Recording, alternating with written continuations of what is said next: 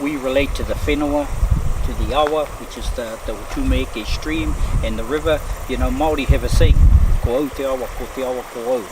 I am the river and the river is me, because we always look at things holistically.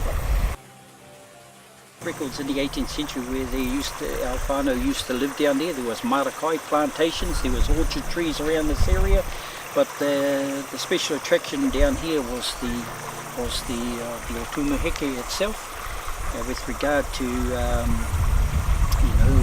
gathering. It was a meeting place for a lot of people as well, to share their kōrero. It was also a place of spiritual healing.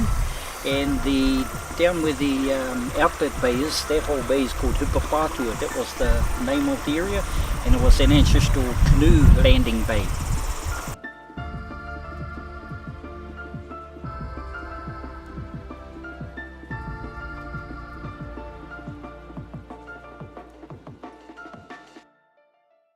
Of being kaitiaki, which means guardian, being guardian of the area. That's caring for the environment, its protection and its enhancement. There's been concerns over the year with technology and the global awareness of this place, and everyone seems to be attracted to it and coming, but then it's having its impacts on the environment.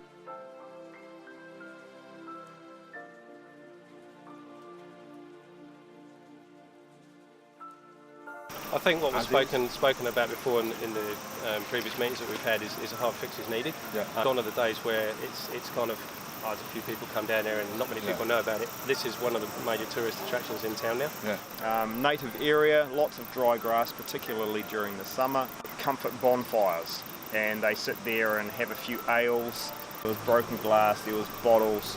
The Waikato River can rise and fall without any notice. The river here is particularly swift, so if people do go out too far from here, they're in danger of being swept down the river. There have been a number of deaths. They drop all of their rubbish, their food scraps, their broken bottles and their glass.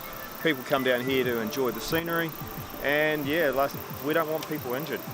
And of course the rubbish and stuff that gets left behind is detracting from the environment that they're in. I mean, down here, theft is the biggest problem. We do get some violence-related crime down here. We don't want to be, the fun police. Sure. However, there are implications as to why we want to do this, which I've already mentioned. The thefts, the people being befriended. Obviously, we've got the risk of drowning. I have a drink, leave your cans there. There's something we need to respect this area and be responsible. Take your rubbish with you. Yeah, that's right. Order your carried it uncarried out, and maybe have a sign or something there that says that. Think of other people. Yeah, it's in danger of being lost if someone's not keeping an eye on it. Well, sometimes, like now, it's really crowded, but it's not a problem. But it's quite small, so it's cramped.